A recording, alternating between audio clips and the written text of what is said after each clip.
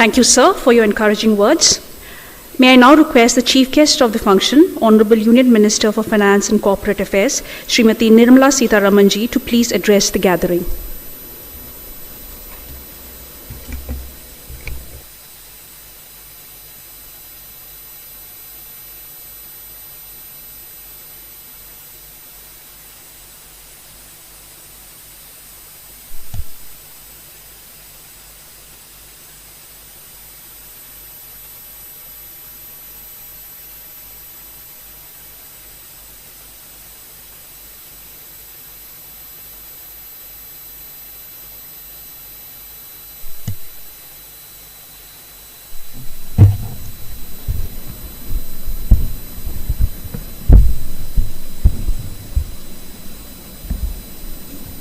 Once again, good morning and greetings to all who have come from different parts of the country today to be here.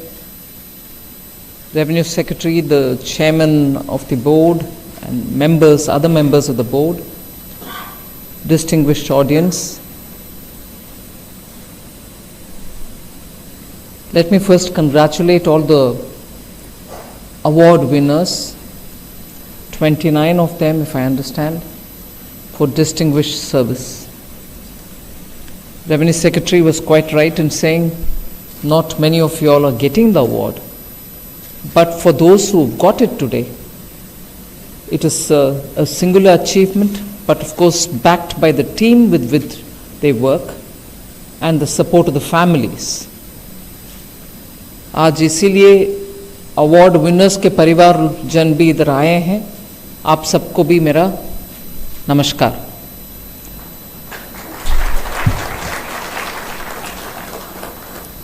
So the officers who we are trying to recognize today are people who are working in the areas of GST and also customs, and there are quite a few things which need to be said even as I stand here in Guwahati. The GST is a symbol of what post-independence India can do towards building a constitutional mechanism, just so the center and state work together and improve revenues, not just improve collection of revenues, but also make sure that the devolution or the distribution of the money earned is done in a very acceptable formulation between center and states, and in that the role played by not just those who are winning the awards today, but the entire revenue service is something which I will never fail to recognize. But in doing so, post-independence, if we have created an institution which represents both the center and the state and holds constitutional authority and works together to make sure that we constantly improve the structure from the point of view of compliance for businesses and the structure from the point of view of officers who are going to have to work with the businesses who are the SSCs.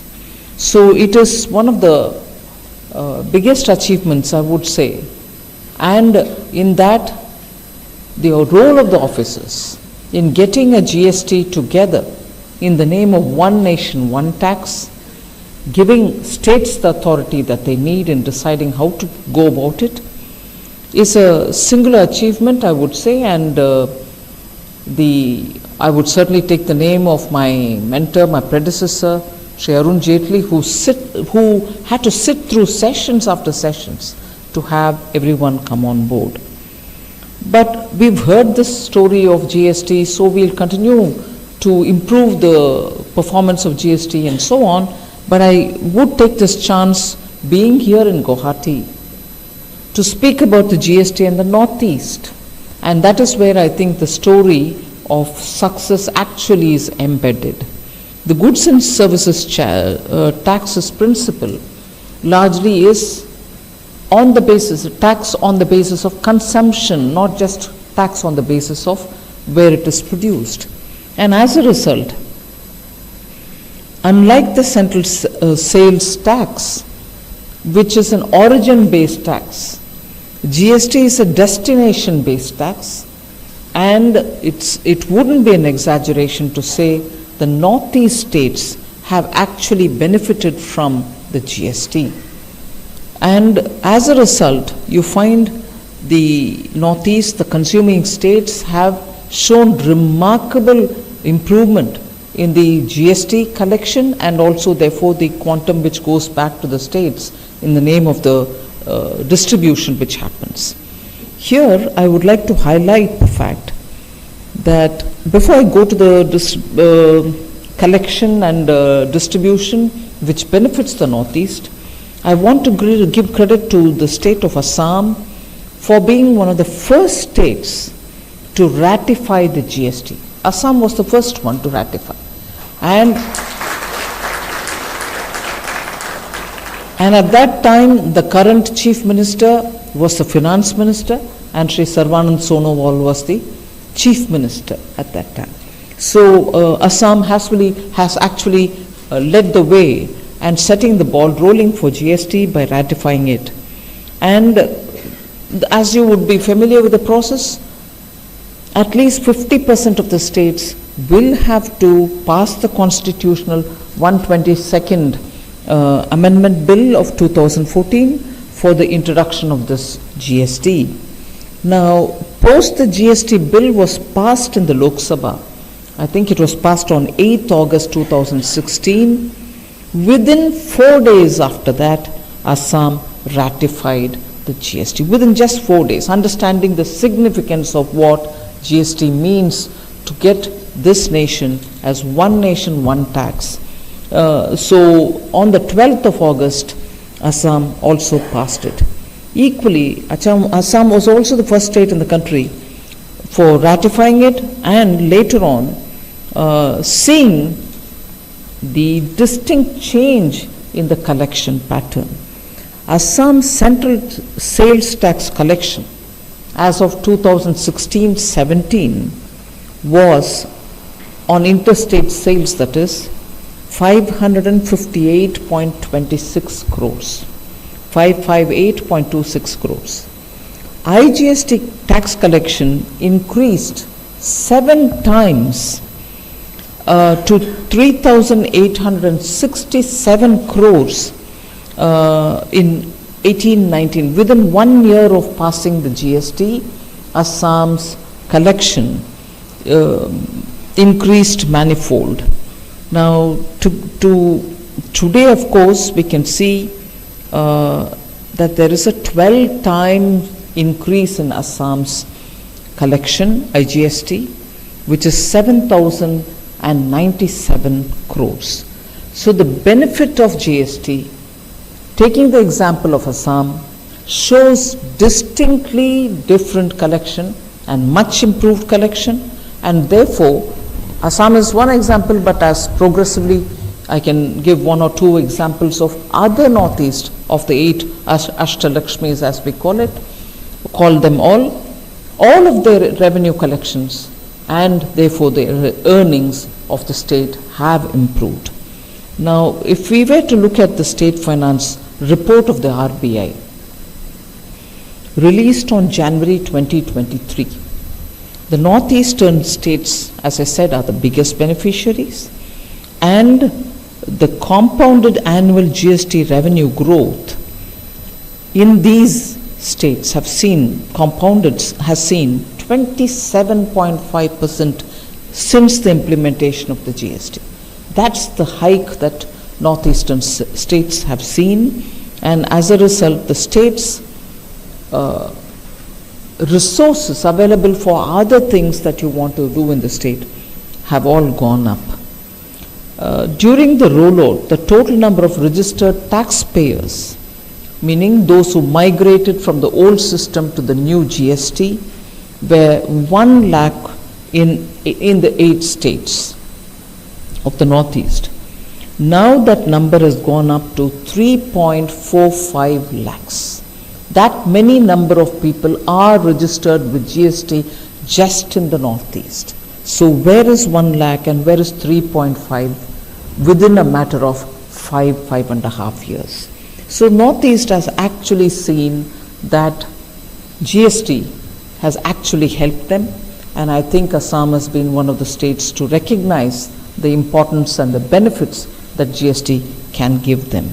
However, of course, there is still chance and scope to widen the tax base, and I think the award-winning officers and the rest of you should also focus in the northeastern areas to how best we can build in greater awareness among small and medium businesses and traders to ensure that they come and enroll themselves in the GST. I gave this example of Assam. I'd like to give the example of Sikkim and Meghalaya as well. At the time 2016-17, prior to the GST, Sikkim's revenue collection 16-17 was 263.5 crores. Today it is 3,136 crores, Sikkim post-introduction. Then Meghalaya, 587.21 crores prior to the commencement of GST, again 16-17. Today they earn 2,078 crores. So it is not a few hundreds of rupees, it's in thousands that the difference has shown. So I think it is very important that the interest and the purpose of being together in the GST is periodically reminded, and more people are brought into the system so that the benefits of this will reach the state and therefore directly to the people. Several improvements have been done in the GST. I'm not going into them, but the fact remains that the capacity of the GST IT infrastructure has consistently and steadily been kept up. It is actually now able to take huge loads, even if they are all concentrated on a single day. I think I said this once before, I'll say it again here. 37.74 lakh maximum e-way bill have been generated in one day. The capacity of your infrastructure is serving the purpose that if there is a rush on a single day, it still can take it. So 37.74 lakh maximum e-way bills. I'm not talking of just the Northeast, I'm talking of the entire country. 9.78 lakh highest payment transaction within one day.